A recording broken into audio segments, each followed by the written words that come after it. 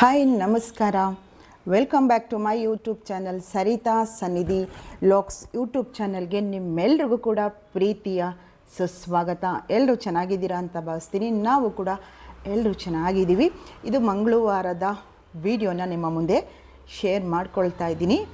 Already 5:47 ಸಂಜೆ ವಿಡಿಯೋನ ಶುರು ಮಾಡಿದ್ದೀನಿ. ಅಂದರೆ ಬೆಳಗ್ಗೆ ವಿಡಿಯೋ ಮಾಡಿದೆ, ಒಂದು ಪುಟ್ ಕ್ಲಿಪ್ಪಿಂಗ್ಸ್ ಮಾಡಿಕೊಂಡೆ. ಸುಬ್ರಹ್ಮಣ್ಯ ಸ್ವಾಮಿ ದೇವಸ್ಥಾನಕ್ಕೆ ಹೋಗಿದ್ದೆ. ಅಲ್ಲಿ ವಿಡಿಯೋನ ನಾನು ಆನ್ ಮಾಡ್ಕೊಂಡಿದ್ದೀನಿ ಅಂತ ವಿಡಿಯೋ ಇಟ್ಕೊಂಡೇ ಓಡಾಡಿದ್ದೀನಿ. ಅಲ್ಲೊಂದು ಬೈ ಮಿಸ್ಟೇಕ್ ಹಾನೇ ಆಗಿಲ್ಲ ವಿಡಿಯೋ, ಆದರೂ ಕೂಡ ಪುಟ್ ಕ್ಲಿಪ್ಪಿಂಗ್ಸ್ನ ತಗೊಂಡಿದ್ದೆ. ಮಂಗಳವಾರ ಆಗಿರೋದ್ರಿಂದ ಸುಬ್ರಹ್ಮಣ್ಯೇಶ್ವರನ ದರ್ಶನ ಮಾಡ್ಕೊಂಡು ಬರೋಣ ಬನ್ನಿ. ಪಕ್ಕದಲ್ಲಿ ಮಾರುತಿ ದೇವಸ್ಥಾನ ಕೂಡ ಇತ್ತು. ನಾನಿವತ್ತು ಮಾರುತಿ ಮಂದಿರಕ್ಕೆ ಅಂದರೆ ಮಾರುತಿ ದರ್ಶನ ಮಾಡಬೇಕು ಅಂತಲೇ ಮನೆಯಿಂದ ಹೋಗಿದ್ದು. ಯಾಕೆ ಗೊತ್ತಿಲ್ಲ, ಬೇಗ ಕ್ಲೋಸ್ ಮಾಡಿಬಿಟ್ಟಿದ್ರು. ಆದರೆ ಸುಬ್ರಹ್ಮಣ್ಯ ಸ್ವಾಮಿ ದೇವಸ್ಥಾನ ಓಪನ್ ಇತ್ತು. ಮಂಗಳಾರತಿ ಕೂಡ ಸಿಕ್ತು, ತೀರ್ಥ ಪ್ರಸಾದ ಕೂಡ ಸಿಕ್ತು. ಮುಗಿಸ್ಕೊಂಡು ಬಂದೆ. ಆ ಕ್ಲಿಪ್ಪಿಂಗ್ಸ್ನ ಇವಾಗ ಇಲ್ಲಿ ಹಾಕ್ತೀನಿ, ನೋಡಿಕೊಂಡು ಮತ್ತೆ ವಾಪಸ್ ಬನ್ನಿ. ಇವತ್ತೊಂದು ಕಮೆಂಟನ್ನು ತಗೊಂಡಿದ್ದೀನಿ. ತುಂಬ ಬಾರಿ ರಿಪೀಟ್ ಬಂದಿರುವಂಥ ಕಮೆಂಟ್ ಇದು. ತುಂಬ ವಿಡಿಯೋದಲ್ಲಿ ಕೇಳಿದ್ದಾರೆ ಪಾಪ ಅವ್ರಿಗೆ ನಾನು ಅಲ್ಲಿ ಕಮೆಂಟ್ಗೆ ರಿಪ್ಲೈ ಕೂಡ ಮಾಡಿಲ್ಲ. ನಿನ್ನೆ ಒಂದಕ್ಕೆ ನಾನು ರಿಪ್ಲೈ ಮಾಡಿದೆ, ವಿಡಿಯೋ ಮೂಲಕ ನಿಮಗೆ ತಿಳಿಸ್ತೀನಿ ಅಂತ ಹೇಳಿ ರಿಪ್ಲೈ ಮಾಡಿದ್ದೀನಿ. ಏನಪ್ಪ ಅವ್ರ ಕಮೆಂಟು ಅಂತ ನಿಮಗೆ ತಿಳಿಸ್ತೀನಿ. ಏನು ಗೊತ್ತಾ, ಅವ್ರು ಕೇಳಿರುವಂಥದ್ದು ನಿಮ್ಮ ಎಜುಕೇಷನ್ ಏನು ಮತ್ತು ನಿಮ್ಮ ವಯಸ್ಸು, ನಿಮ್ಮ ಏಜು ತಿಳಿಸಿ ಅಂತ ಹೇಳಿದ್ದಾರೆ. ಆದರೆ ಒಂದಂತೂ ನಮ್ಮ ಹಿರೀಕರು ಹೇಳಿದ್ದಾರೆ ಗೊತ್ತಾ ನಿಮಗೆ,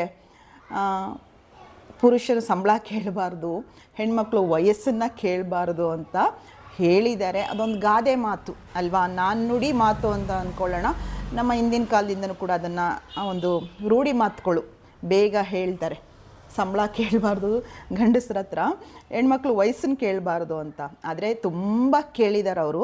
ಆ ಕಮೆಂಟು ಕೂಡ ನಾನೊಂದು ಸ್ಕ್ರೀನ್ ಮೇಲೆ ಹಾಕ್ತೀನಿ, ನೀವೇ ನೋಡಿ. ಅದಕ್ಕೆ ಉತ್ತರ ಕೊಡ್ತೀನಿ ಆಯಿತಾ. ಅವ್ರಿಗೆ ತಿಳಿಸ್ತೀನಿ ನಾನು ಏನು ಎಜುಕೇಷನ್ ಮಾಡಿದ್ದೀನಿ, ನನ್ನ ವಯಸ್ಸು ಏನು ಅಂತ ಹೇಳಿ ತಿಳಿಸ್ತೀನಿ. ಬನ್ನಿ, ಮೊದಲು ಮಂಗಳವಾರ ಆಗಿರೋದ್ರಿಂದ ಸುಬ್ರಹ್ಮಣ್ಯನ ದರ್ಶನ ಮಾಡಿಕೊಂಡು, ಪತ್ನಿಯರ ಸಮೇತ ಇರುವಂಥ ಸುಬ್ರಹ್ಮಣ್ಯೇಶ್ವರನ ದರ್ಶನ ಮಾಡಿಕೊಂಡು, ನನ್ನ ಜೊತೆ ನೀವು ಕೂಡ ದರ್ಶನ ಮಾಡಿಕೊಂಡು ಬರೋಣ ಬನ್ನಿ. ಆ ನಂತರ ವಿಡಿಯೋನ ಕಂಟಿನ್ಯೂ ಮಾಡ್ತೀನಿ ಆಯಿತಾ. ಬನ್ನಿ ಹೋಗಿ ಬರೋಣ. ಬನ್ನಿ, ಸುಬ್ರಹ್ಮಣ್ಯನ ದರ್ಶನ ಮಾಡೋಕ್ಕೆ ಮುಂಚಿತವಾಗಿ ನಮ್ಮ ಹೆರಂಬ ಗೌರಿತನಯನ ಪ್ರಾರ್ಥನೆ ಮಾಡಿಕೊಳ್ಳೋಣ. ಮಹಾಗಣಪತಿಯಲ್ಲಿ ಒಂದು ಪ್ರಾರ್ಥನೆ ಸಲ್ಲಿಸೋಣ. ನೋಡಿ ಎಷ್ಟು ಮುದ್ದಾಗಿ ಕಾಣಿಸ್ತಾ ಇದ್ದಾರೆ ಅಲ್ವಾ. ಗೌರಿತನಯ ವಿನಾಯಕ ವಿಘ್ನ ನಿವಾರಕ ಪ್ರಾರ್ಥನೆ ಮಾಡಿಕೊಳ್ಳೋಣ. ನನ್ನೊಟ್ಟಿಗೆ ನೀವು ಕೂಡ ಪ್ರಾರ್ಥನೆ ಮಾಡ್ಕೊಳ್ಳಿ. ಹಾಗೆ ಒಂದು ಪ್ರದಕ್ಷಿಣೆ ಬರೋಣ ಬನ್ನಿ. ನೋಡ್ತಾ ಇದ್ದೀರಲ್ಲ, ಹಾಗೆ ಸ್ವಲ್ಪ ಮುಂದೆ ಬರ್ತೀನಿ ನೋಡಿ. ದಕ್ಷಿಣೇಶ್ವರ ಸ್ವಾಮಿಯ ದರ್ಶನ ಕೂಡ ಮಾಡ್ಕೊಳ್ಳಿ.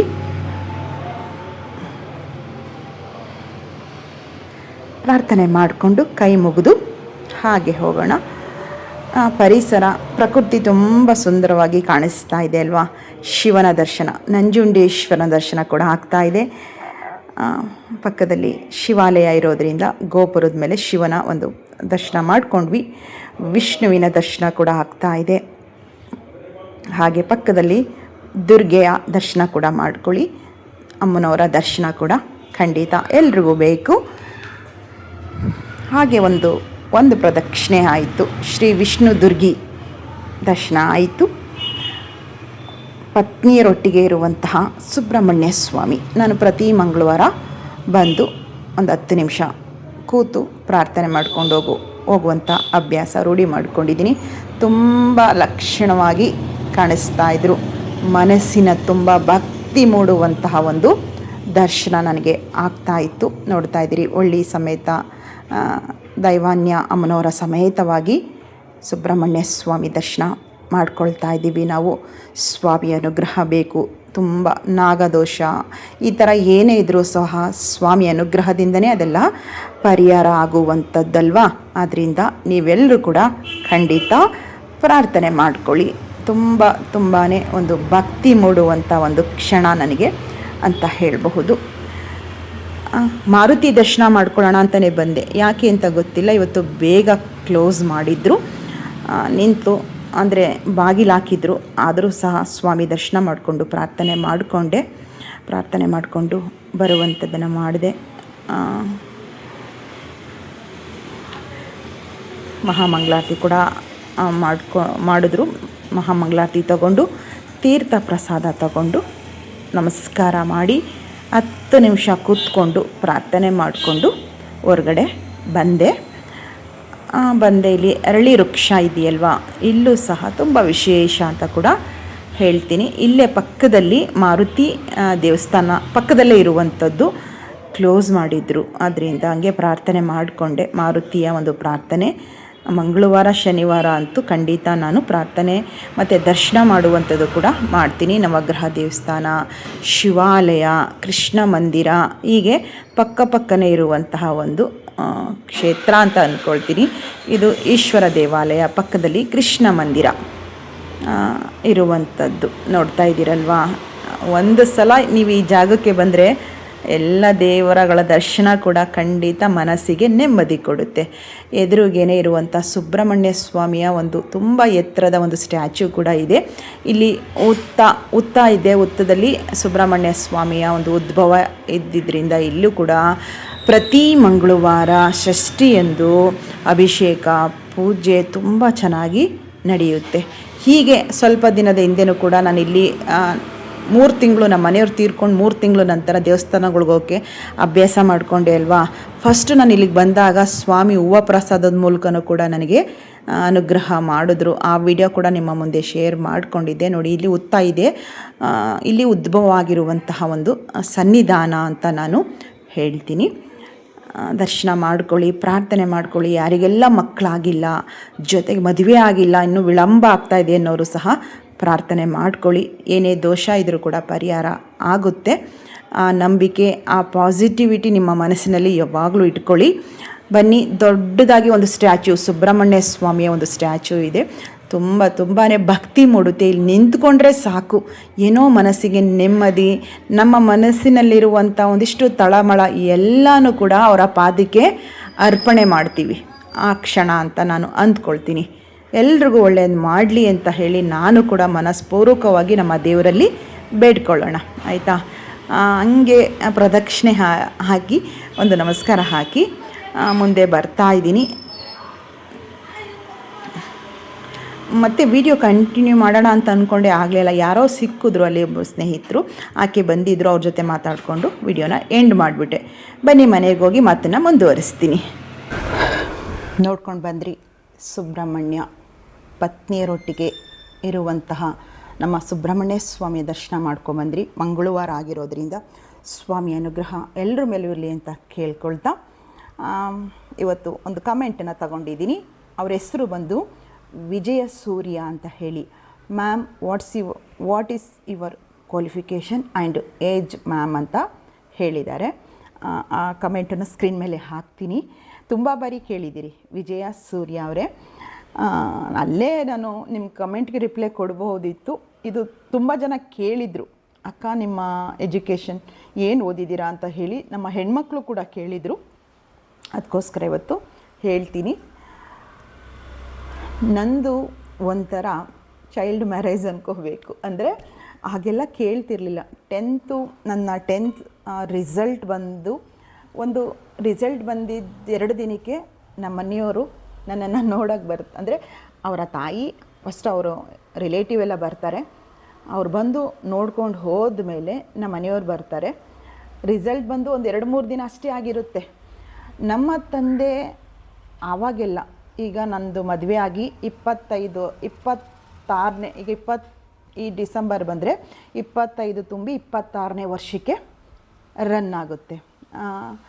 ಆ ಟೈಮಲ್ಲಿ ಅವಾಗೆಲ್ಲ ಹೆಣ್ಮಕ್ಳಿಗೆ ಬೇಗ ಮದುವೆ ಮಾಡ್ತಾಯಿದ್ರು. SSLC ಆಯಿತು ಅಂದ್ರೇ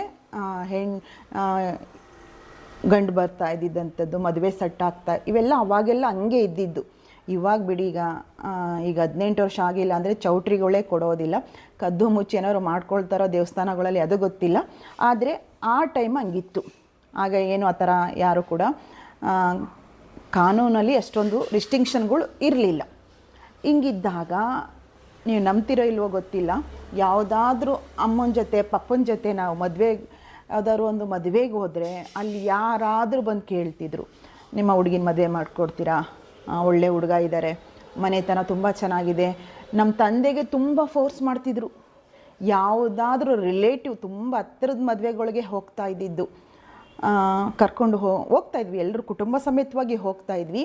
ಆ ಸಂದರ್ಭದಲ್ಲಿ ನಮ್ಮ ತಂದೆನ ತುಂಬ ಜನ ಬಂದು ಕೇಳೋರು. ನಮ್ಮ ತಂದೆ ಒಂದೇ ಹೇಳ್ತಿದ್ರು, ಇಲ್ಲ ನನ್ನ ಮಗಳಿಗೆ ಡಿಗ್ರಿ ಮಾಡಿಸ್ಬೇಕು, ನಾನು ಇವಾಗಲೇ ಮದುವೆ ಮಾಡೋದಿಲ್ಲ ಅಂತ ಹೀಗೆ ಹೇಳ್ಕೊಂಬರ್ತಿದ್ರು. ನೋಡಿ, ಋಣಾನುಸಂಬಂಧ ಅಂತ ಹೇಳ್ತಾರಲ್ಲ, ನಮ್ಮ ಮನೆಯವ್ರು ಬರ್ತಾರೆ, ನಮ್ಮ ಪಪ್ಪ ಬೇಗ ಒಪ್ಕೊಬಿಡ್ತಾರೆ, ಯಾವುದೂ ಮಾತಾಡೋದಿಲ್ಲ. ಆಯಿತು ಮಾಡಿಕೊಡೋಣ. ಅಳಿನ ಮೇಲೆ ತುಂಬ ಲವ್ ಮತ್ತು ಗೌರವ ನಮ್ಮ ತಂದೆಗೆ ಆವಾಗಲೇ ಶುರುವಾಗೈತಿ. ಯಾವಾಗ ಇವರು ನನ್ನನ್ನು ನೋಡೋಕ್ಕೆ ಬಂದಿನೇ ಅವರು ಕಮಿಟ್ಮೆಂಟ್ ಮಾಡ್ಕೊಬಿಟ್ರು ಮನಸ್ಸಿನೊಂದಿಗೆ, ಅಳಿಯ ಅಂದರೆ ನನಗೆ ಹೆಂಗೆ ಇರಬೇಕು, ಮಾಡಿಕೊಡೋಣ ನನ್ನ ಮಗಳನ್ನ ಅಂತ ಹೇಳಿ. ಅದಕ್ಕೆ ಮುಂಚೆ ಎಷ್ಟೋ ಜನ ಬಂದು ಕೇಳಿದ್ದಾರೆ. ಇದೇನು ನಾನು ಕೊಚ್ಕೊಳ್ತಾ ಇದ್ದೀನಿ ಅನ್ಕೋಬೇಡಿ, ತುಂಬ ಜನ ನಮ್ಮ ತಂದೆನ ಹೇಳಿ ಕಳಿಸೋರು, ಕೇಳೋರು ಬಂದು ಮಾಡಿಕೊಡಿ ನಿಮ್ಮ ಮಗಳಿಗೆ ಮದುವೆ ಮಾಡಿಕೊಡಿ, ಹುಡುಗ ಹಂಗಿದ್ದಾರೆ ಬಂದು ಹೇಳೋರು. ನಮ್ಮ ತಂದೆ ಬಿಲ್ಕುಲ್ ಒಪ್ತಾ ಇರಲಿಲ್ಲ.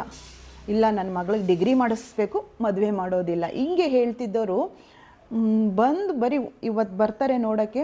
ಅವ್ರು ಬಂದು ನಮ್ಮನ್ನು ನೋಡ್ಕೊಂಡು ಹೋದ ತಕ್ಷಣ ಮನೇಲಿ ಮಾತಾಡ್ಕೊಳ್ತಾರೆ, ಇಲ್ಲ ನನ್ನ ಅಳಿಯ ಅಂದರೆ ಹಿಂಗಿರಬೇಕು, ಮಾಡಿಬಿಡೋಣ ಅಂತ ಮಾತಾಡ್ಕೊಳ್ತಾರೆ. ನಾನು 10th ರಿಸಲ್ಟ್ ಬಂದಿತ್ತು, 2 ದಿನ 3 ದಿನ ಆಗಿತ್ತು ಅಷ್ಟೇ, ಪಾಸ್ ಆಗಿದ್ದೆ. ಕಾಲೇಜ್ಗೆ ಹೋಗಬೇಕಿತ್ತು, ಇನ್ನೂ ಅಡ್ಮಿಷನ್ ಕೂಡ ಆಗಿರಲಿಲ್ಲ. ಬರ್ತಾರೆ, ಮಾತುಕತೆ ಆಗುತ್ತೆ, ಎಂಗೇಜ್ಮೆಂಟು ಕೂಡ ಆಗುತ್ತೆ.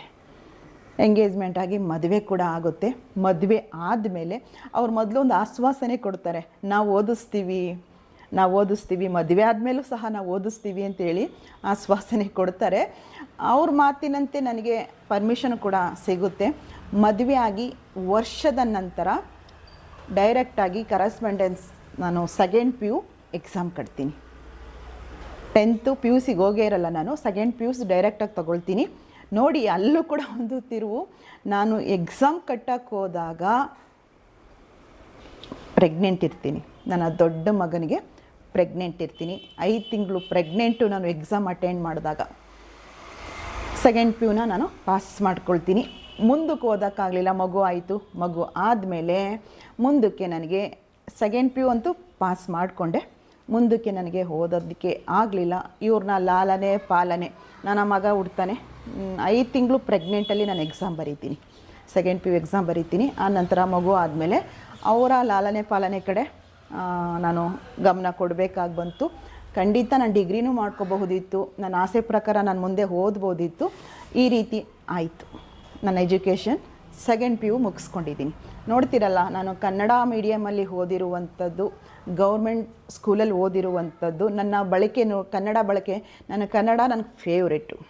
ಕನ್ನಡ ಅಂದರೆ ನನಗೆ ತುಂಬ ಇಷ್ಟವಾದ ನನ್ನ ಮಾತೃಭಾಷೆ ಅಂತ ಹೇಳಬಹುದು. ನನ್ನ ವಯಸ್ಸು ಕೇಳಿದ್ದೀರಿ, ಏಜ್ ಕೂಡ ಕೇಳಿದ್ದಾರೆ. ವಿಜಯ ಸೂರ್ಯ ಅನ್ನೋರು ಹೆಣ್ಮಕ್ಳಿಗೆ ವಯಸ್ಸು ಕೇಳಬಾರ್ದು ಅಂತಾರೆ, ಆದರೆ ಅದರಲ್ಲಿ ಏನು ತಪ್ಪಿಲ್ಲ ಅಂತ ಅಂದ್ಕೊಳ್ತೀನಿ.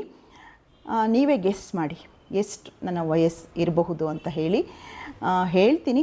ನೆಕ್ಸ್ಟ್ ವಿಡಿಯೋದಲ್ಲಿ ಖಂಡಿತ ನನ್ನ ವಯಸ್ಸನ್ನು, ನನ್ನ ಏಜನ್ನ ಹೇಳ್ತೀನಿ. ನೀವು ಗೆಸ್ ಮಾಡಬೇಕು, ನೋಡೋಣ ಯಾವ ರೀತಿ ಗೆಸ್ ಮಾಡ್ತೀರಿ, ಹೇಳ್ತೀರಾ ಅಂತ ಹೇಳಿ ಕಮೆಂಟನ್ನ ಮಾಡಿ. ನನ್ನ ಮಗ ಅಮೋಘ್ ಕೂತಿದ್ದಾನೆ, ರೇಗಿಸ್ತಾ ಇದ್ದಾನೆ, ನಗಾಡ್ತಾ ಏನೋ ಕೈಲಿ ರೇಗಿಸ್ತಾ ಇದ್ದಾನೆ. ನೀವು ಕಮೆಂಟ್ ಮಾಡಬೇಕು. ಇದೊಂದು ಪ್ರಶ್ನೆನ ಪೆಂಡಿಂಗ್ ಇಟ್ಕೊಳ್ತೀನಿ. ವಯಸ್ಸು ಕೇಳ್ತಾ ಇದ್ದೀರಿ, ನೀವು ಗೆಸ್ ಮಾಡಿ ಕಮೆಂಟಲ್ಲಿ ಹೇಳಿ. ಸರಿನಾ ತಪ್ಪಾ ಅಂತ ಹೇಳಿ. ನಾಳೆ ಕರೆಕ್ಟಾಗಿ ನನ್ನ ವಯಸ್ಸನ್ನು ಯಾವುದೇ ಮರೆ ಮಾಚೋದಾಗಲಿ ಯಾವುದೂ ಮಾಡೋದಿಲ್ಲ, ಆಯಿತಾ? ನನಗೆ ಅದರಿಂದ ಏನು ಸಿಗಬೇಕಿನ್ನು, ನನ್ನ ಲೈಫಲ್ಲಿ ಮುಕ್ಕಾಲು ಭಾಗ ಮುಗಿದೋಗಿದೆ.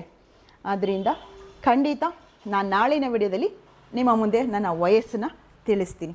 ಎಜುಕೇಷನ್ ಇಷ್ಟ ಆಗಿತ್ತು, ಎಜುಕೇಷನ್ ಆಗಲಿ, ಮತ್ತು ನಾವು ಹೇಳಬೇಕಾಗಿರೋ ಎಜುಕೇಷನ್ಗಿಂತಲೂ ಮುಖ್ಯವಾಗಿ ಮನುಷ್ಯರಿಗಿರಬೇಕಾಗಿರೋದು ಒಂದು ಸಂಸ್ಕಾರ.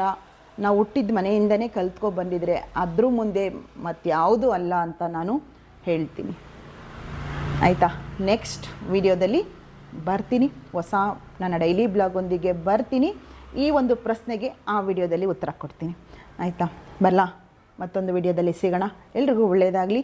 ಲಾಸ್ಟ್ವರೆಗೂ ವಿಡಿಯೋ ನೋಡಿದ ನಿಮ್ಮೆಲ್ರಿಗೂ ಕೂಡ ನಿಮ್ಮ ಸನ್ನಿಧಿ ಕಡೆಯಿಂದ ಪ್ರೀತಿಯ ಧನ್ಯವಾದಗಳು. ನಮಸ್ಕಾರ.